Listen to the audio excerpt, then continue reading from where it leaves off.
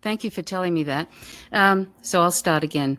So I wanted to share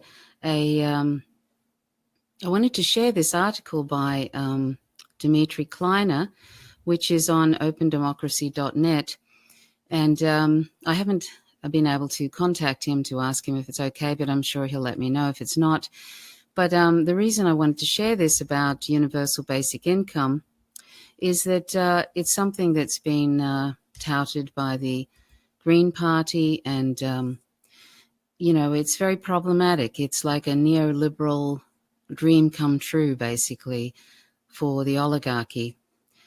It's a way that's going to head us further and further towards serfdom, toward a feudal society. And so that's something we certainly don't want. And I'm hoping that the Green Party will, just briefly, I hope the Green Party will abandon Section M of its platform and abandon the neoliberal nonsense, I have to say, of the American Monetary Institute and start embracing MMT, which is an economic reality that it's literally a gift of knowledge that if we understand it, we can take control, take, our own power, and not end up in this sort of feudal society that the oligarchy is trying to create for us. So I wanted to share this with you, and it's called Universal Basic Income is a Neoliberal Plot to Make You Poorer. So basic income is often promoted as an idea that will solve inequality and make people less dependent on capitalist employment. However, it will instead aggravate inequality and reduce social programs that benefit the majority of people. At its Winnipeg 2016 biennial convention, the Canadian Liberal Party passed a resolution in support of, quote, basic income, end quote. The resolution called, quote, poverty reduction minimum income, end quote, contains the following rationale, quote, the ever-growing gap between the wealthy and the poor in Canada will lead to social unrest, increased crime rates and violence, savings in health, justice, education, and social welfare, as well as the building of self-reliant, tax-paying citizens more than offset the investment, end quote. The reason many people on the left are excited about the proposals such as universal basic income is that they acknowledge economic inequality and its social consequences. However, a closer look at UBI is expected to work. However, a closer look at how UBI is expected to work reveals that it is intended to provide political cover for the elimination of social programs and the privatization of social services. The Liberal Party's resolution is no exception, calling for, quote, savings in health, justice, education, and social welfare, as well as the building of self-reliant, tax-paying citizen, end quote, clearly means social cuts and privatization.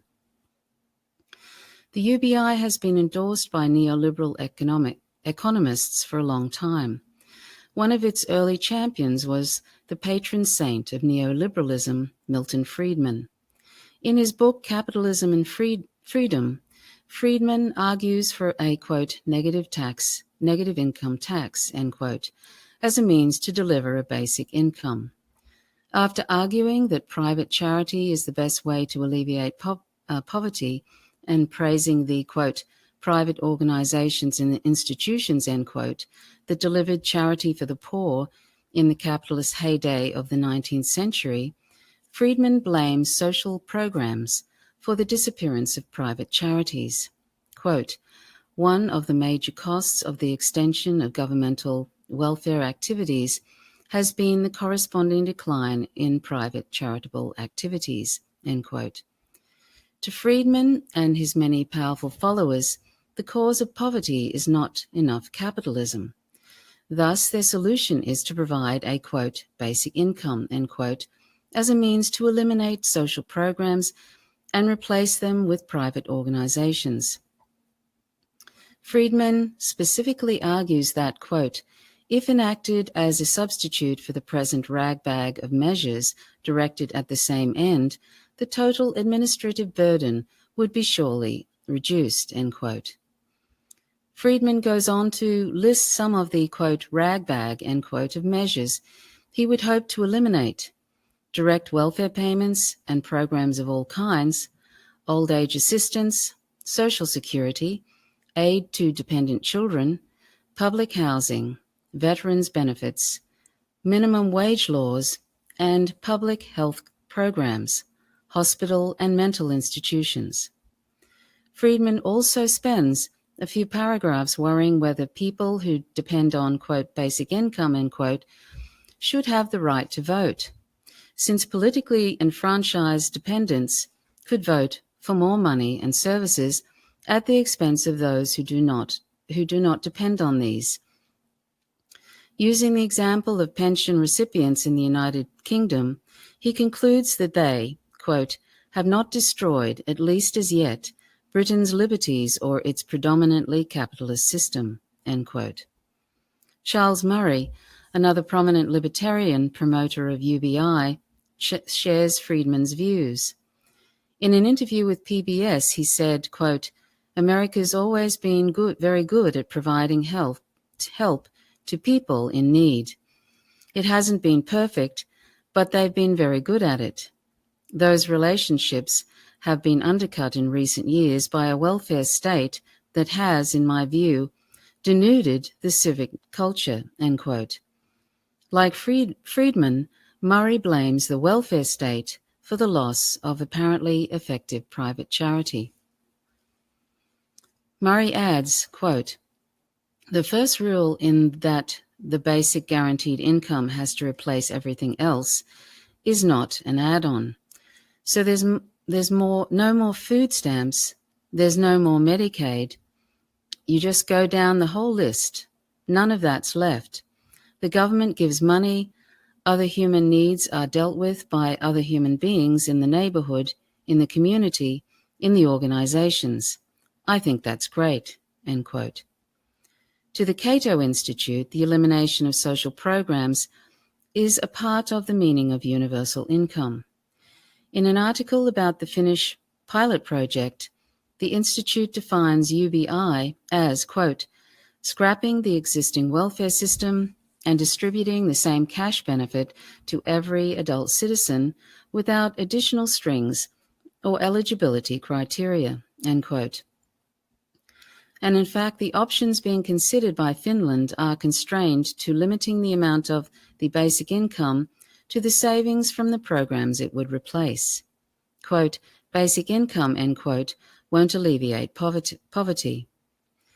From a social welfare point of view, the substitution of social programs with market-based and charitable provision of everything from health to housing, from child support to old age assistance, clearly creates a multi-tiered system in which the poorest may be able to afford some housing and healthcare, but clearly much less than the rich. Most importantly, with no guarantee that the income will be sufficient for their actual need for healthcare, childcare, education, housing, and other needs, which would be available only by way of for-profit markets and private charities. Looking specifically at the question of whether Friedman's proposal would actually improve the conditions of the poor, Hyman A. Minsky, himself a renowned and highly regarded economist, wrote the, quote, the macroeconomics of a negative income tax, end quote. Minsky looks at the outcome of a, quote, social dividend, end quote, which, quote, transfers to every person alive, rich or poor, working or unemployed, young or old, a designated money income by right, end quote. Minsky conclusively shows that such a program would, quote, be inflationary even if budgets are balanced, end quote, and that the, quote, rise in prices will erode the real value of benefits to the poor and may impose unintended real costs upon families with modest incomes, end quote.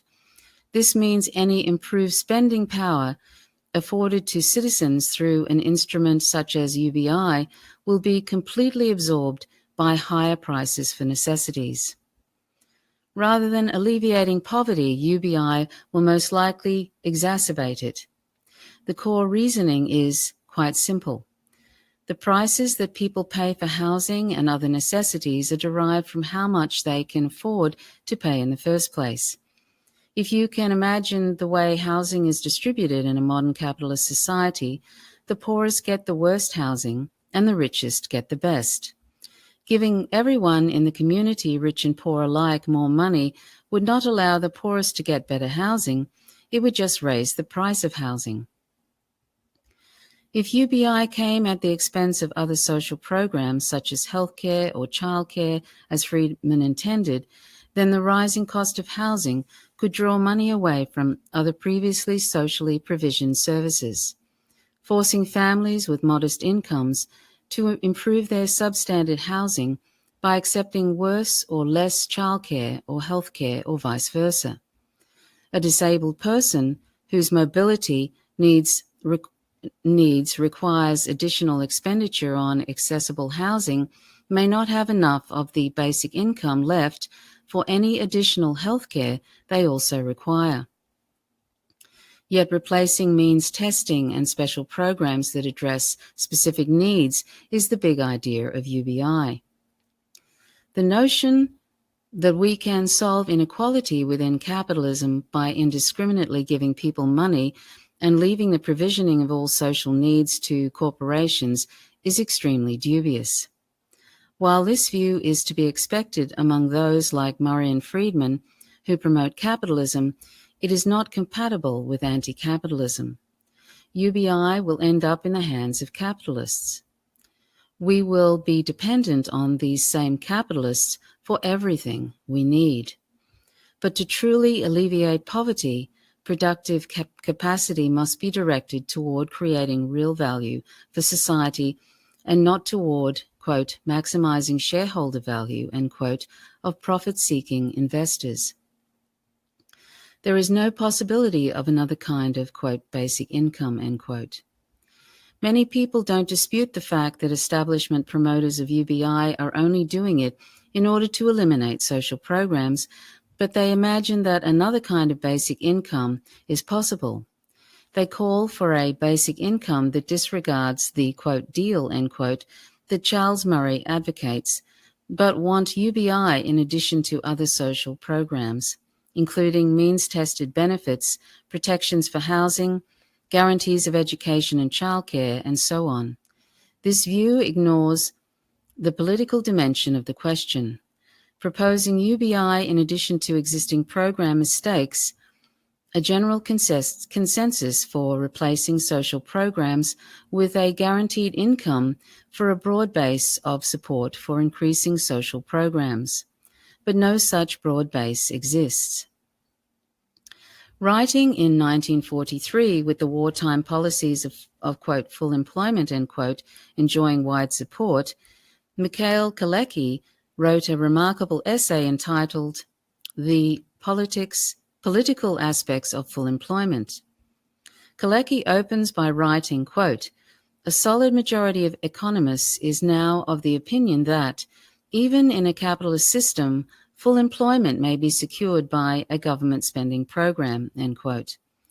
Though he is talking about full employment, which means an, quote, adequate plan to employ all existing labor power, end quote, the same is true of UBI. The majority of economists would agree that a plan to guarantee an income for all is possible. However, Kalecki ultimately argues that full employment policies will be abandoned. Quote, the maintenance of full employment would cause social and political changes which would give a new impetus to the opposition of the business leaders. Indeed, under a regime of permanent full employment, quote, the sack, end quote, would cease to play its role as a disciplinary measure. The social position of the boss would be undermined, and the self-assurance and class consciousness of the working class would grow, end quote.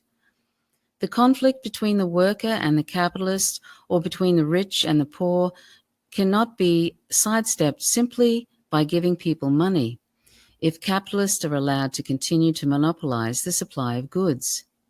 Such a notion ignores the political struggle between the workers to maintain or extend the, quote, basic income, end quote, and the capitalists to lower or eliminate it in order to strengthen their social position over the worker and to protect the power of, quote, the sack, end quote. Business leaders fight tooth and nail against any increase of social benefits for workers. Under their dominion, only one kind of UBI is possible, the one supported by Friedman and Murray, the Canadian Liberal Party, and all others who want to subject workers to bosses. The UBI will be under constant attack, and unlike established social programs with planned outcomes that are socially entrenched and difficult to eliminate, the UBI is just a number, one that can be reduced, eliminated, or simply allowed to fall behind inflation. UBI does not alleviate poverty and turns social necessities into products for profit. To truly address inequality, we need adequate social provisioning and an understanding of MMT. If we want to reduce means testing and dependency on capitalist employment, we can do so with capacity planning. Our political demands should mandate sufficient housing, healthcare, education, childcare, all basic human necessities for all. Rather than a basic income, we need to demand and fight for a basic income, for the right to life and justice, not just the right to spend. And this article was originally published on the 8th of August 2016 on the Further Field website by Dimitri Kleiner.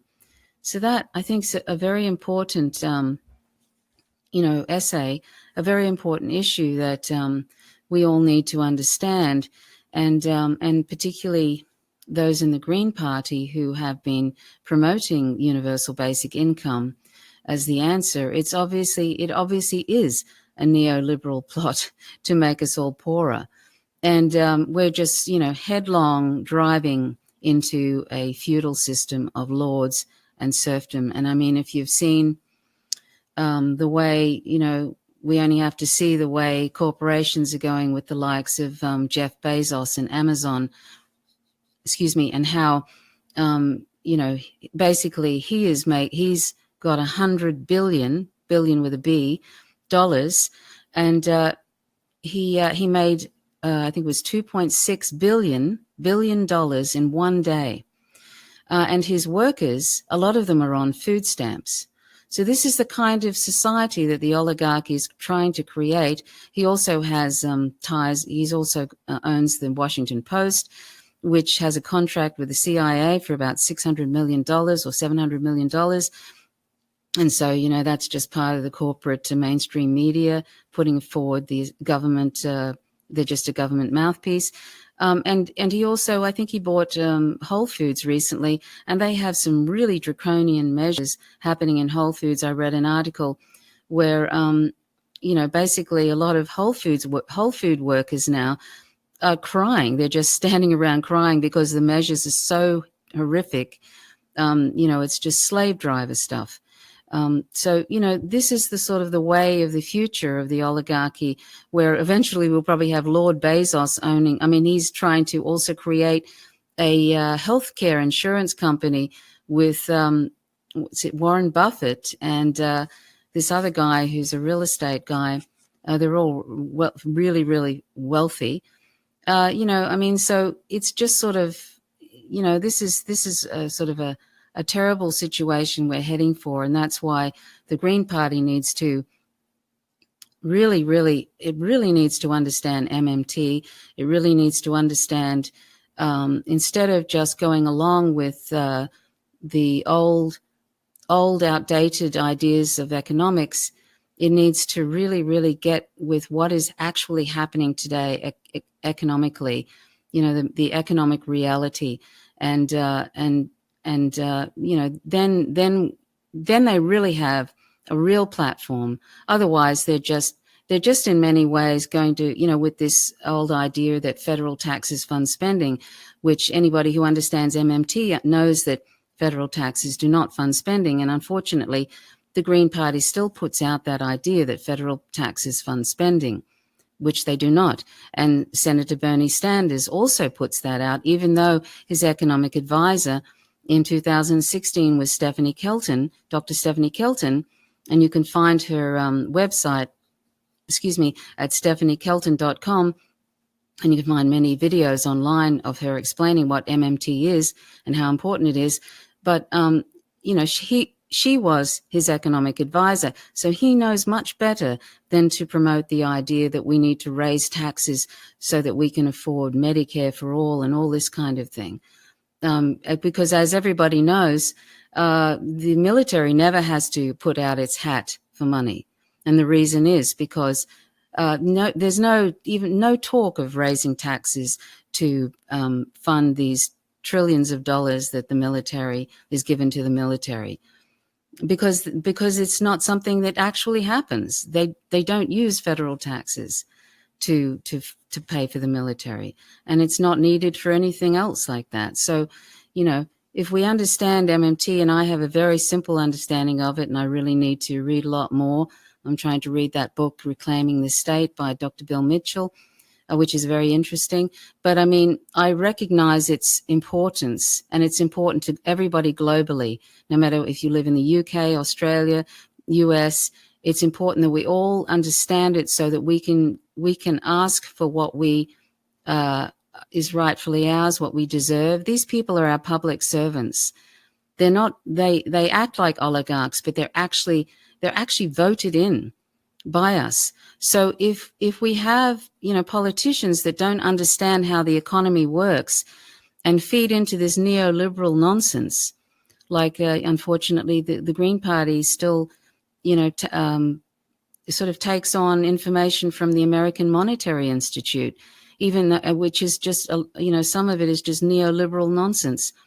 They need to abandon the American Monetary Institute and start looking at how the economy really works so that they can have a real progressive platform. And until the Green Party do that, they don't really have a real progressive platform. I'm not trying to upset any Green Party members. This is just, I say this with love because although I don't live in the United States, I see how much suffering there is, and I know that it's happening over here too. It's coming our way more and more. Neoliberalism is destroying, healthcare in Australia, etc. It's a worldwide cancer. And so, we all have to bond together globally. We all have to start taking responsibility and stop looking at these people who are in politicians as leaders, because often leaders and the politicians tend to follow public opinion. And so if we don't educate ourselves about what MMT is and understand that federal taxes don't fund spending and that universal basic income is just a neoliberal plot, as this essay says, to make us poorer and that sort of issue, and if we don't know about, understand federal job guarantee and what that means, all that kind of stuff, then we are shooting ourselves in the foot. We are sabotaging ourselves. And we need politicians. If you're going to vote for them, they have to understand that. Otherwise, they're kind of useless, really. I think it's all about a grassroots movement. I'm not really great on political parties or politicians at all. Even in Australia, it's horrific. The Green Party here, there's a few different parties. We have a ranked choice voting, preferential voting, but they're all just, a lot of them are promoting anti-Russian propaganda. They're a U.S. empire tool, so it's kind of sad here, and we don't even really have an independent media here. So it's very, very sad. So anyway, we all need to disseminate information, share information about things like the universal basic income, so people aren't lulled into thinking, oh, that sounds good. We need to share information like that because the corporate media is more and more, and places like Facebook or fascist book, as some people call it, are making it harder and harder to get anything that is different from the mainstream media. So, we need to find ways to get out information, and do our best to do so, because it's up to us to educate the public. That's why I do vegan education, because veganism is very important to us, to other animals, most importantly, and to the planet. So, these are the things that we all should try and do our best to, like start a blog or do live streams, get an understanding of something and do live streams, because the algorithms don't seem to be suffocating live streams at present. That might change when Facebook realizes that, now that everybody's on board with live streams, they can start restricting the algorithms and getting people to pay. But at the present time, it seems like algorithms aren't too bad on live streams. So that's a great way. Like Rocco Million on Real Progressives, he started doing live streams, and he has a great way of explaining MMT and Steve Grumbine and all those people, Dr. Firestone, all those people. It's live streams are a really good way to get this message out. And I'll leave some, there's plenty of information on Real Progressives, but I'll leave some information, some links in the information section for people who have never heard of MMT.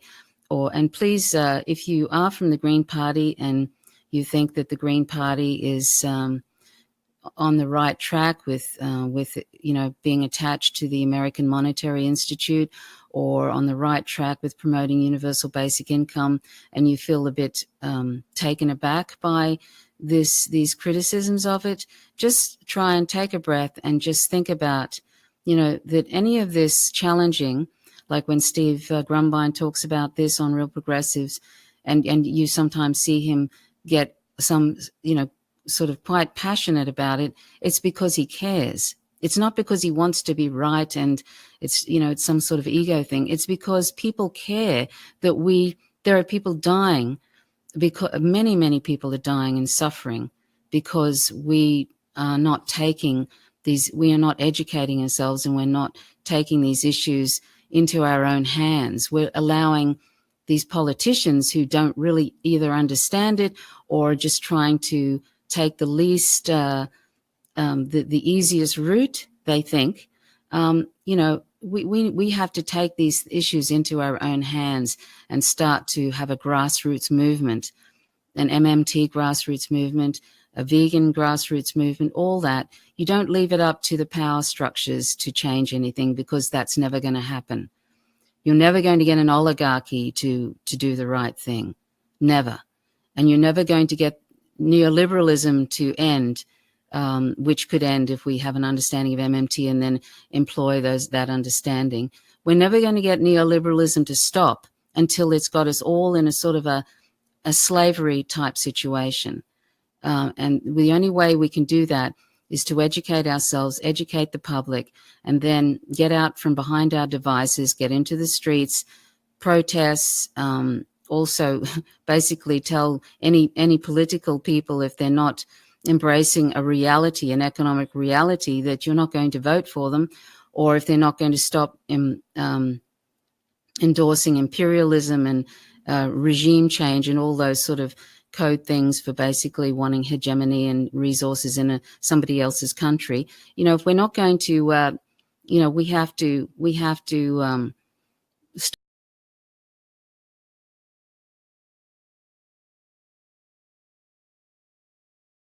our own hands. It's up to us to do so. Anyway, so I might leave it here. I'm not sure if I'm still live. Sometimes we have connection problems. Anyway, thanks very much for watching. My name's Trish Roberts. You're watching Faint Signals from Vega. Have a great day. Thanks for listening. Bye for now.